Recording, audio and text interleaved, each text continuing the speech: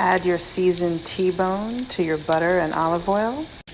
Add some crushed garlic cloves and rosemary to the party. Let everything sizzle and get reacquainted with each other. Yeah. After 5 minutes, flip your steak. Then you take all of this delicious butter, garlic, and rosemary and you baste your steak. Baste it with the love. Yeah.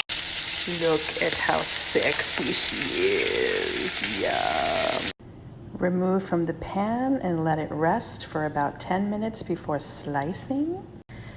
And there you have it, darlings, a medium cooked T-bone steak to enjoy. We're gonna have ours with French fries and gravy, baby.